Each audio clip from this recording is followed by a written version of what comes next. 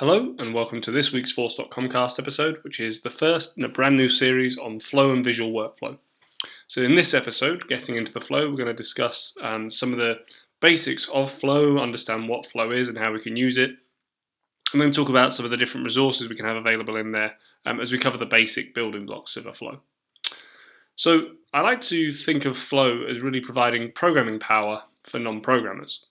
So on the Salesforce platform, we have a plethora of tools available to us that really are on a broad spectrum, from very programmatic and code-heavy tools all the way to point-and-click development at the other end. And so the programmatic end, we have things like Apex and Visualforce, which allow you to create custom user interfaces and powerful logic, but require you to understand kind of object-oriented programming and different aspects of software development. And on the other end of the spectrum, for the point-and-click developers, we have things such as page layouts and workflow. And these are very, very useful. They allow you to do a great deal of customization, but are very limited as well. So, there's a definite stopping point past which you can't do certain things. And Flow is kind of in the middle of this. So Flow allows you to have a lot of the customizability and flexibility that you get with Apex and Visualforce, but whilst being point-and-click like workflow and page layouts. And it's really a way of enabling people who aren't software developers, or even those who are programmers, to create very powerful logic and processes in a visual way that really does mirror very closely how real software development is done, or how programmatic software development is done. So there are four key components that make up a flow. The first of which is logic components. So these are things such as assignments and decisions. So setting different values, deciding whether one value is a particular value or not. So deciding if our age is greater than 30 or whatever. And it's also things like loops and pre-programmed processes like that. We have database components and interactions. So that's retrieving records, saving records, creating records, and so on. We have predefined quick actions for things that we would expect to be able to do using Salesforce, so creating tasks, sending email, pieces like that. And then the final building block, which we're going to really dive into today, is resources. And resources are kind of what I like to think of as the key underlying piece tying all this together. Is that for any of the rest of the items to work, you really need resources. So it's a good place to start the groundwork on. It's important to note as well, I've laid it out on this diagram like this so that we have kind of a Venn diagram look and feel, because whenever you're constructing a flow, you should bear in mind the different pieces you're using, as the more pieces you will use and the more of these overlaps you have, and the bigger the overlaps, the more complicated your flow will be.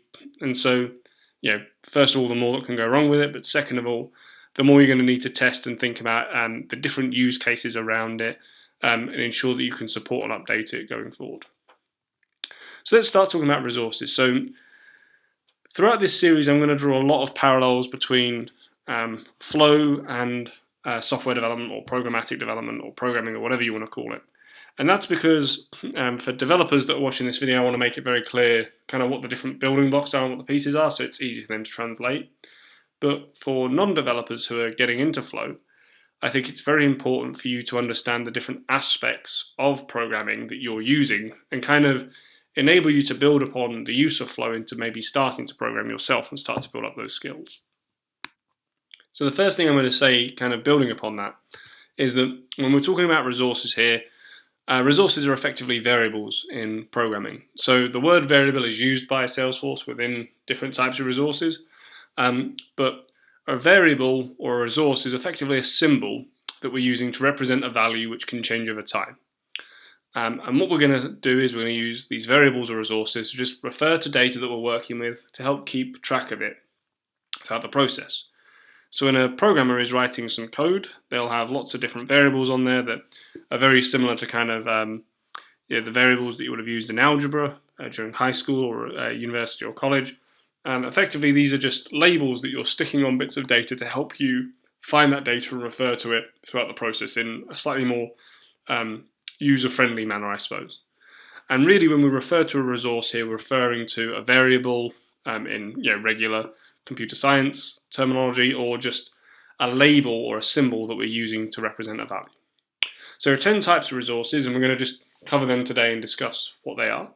So the first 5, which are really the ones that have the greatest and closest kind of parallels within software development and programming, are these. So first one is a variable, and that is just a singular value. So it might be a string or piece of text, which is a name.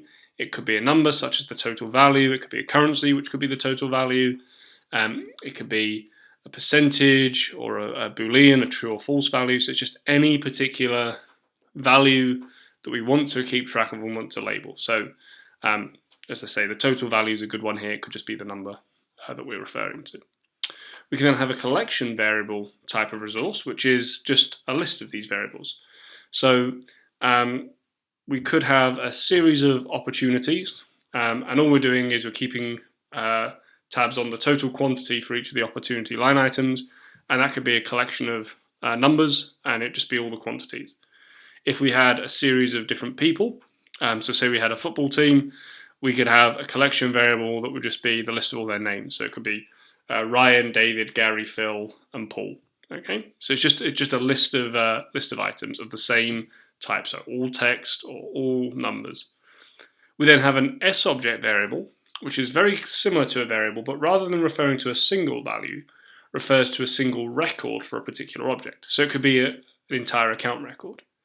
So rather than having a variable which has to store the name of the account, another variable that has to store the type of the account, and another one that has to store the number of employees and all these different things, you just have a single variable of type SObject variable, single resource of type SObject variable, that holds all of the information, all the fields and everything for that particular account. So for that particular record, you have one instance of an SObject variable. Now, if you have a series of these SObject variables, you could put them in an SObject collection variable. So that would be, for example, all opportunities against an account, or all opportunity line items against an opportunity. So it's just a collection of different records of a single type that are being stored together. So just a list of them. Okay. The final one, which is also really involved in this kind of close programming analogy, is a constant. So the idea of a constant variable is obviously one that is kind of strange. The idea of something being constant while it's also changing. But what it's referring to is really the labeling aspect. So this is just a single value that we don't want to change and that we want to refer to and use. So a good example here is the tax rate. So the tax rate is unlikely to change throughout our flow, our process. So we could store that within a constant. That means it will stay the same, but we can still refer to it throughout. So a good example is either the tax rate or number of days in a month. So you could be working with a particular month, store the number of days for that month. The pi is often used in a lot of situations, the mathematical number pi, because that is a fixed constant. So all of these different types of values that we know are going to stay fixed for the lifetime of our process could be stored as constant variables. Okay. So now that we've covered these first 5, which are really the ones that are focused more on the programmatic side of things and have that analogy, let's have a look at the next 5, which are less programmatically based, more point and click style, but also heavily revolve around the user interface aspect of Flow. So the first of these is a formula, and a formula here, a formula resource, is just the same as a formula field or anything like that.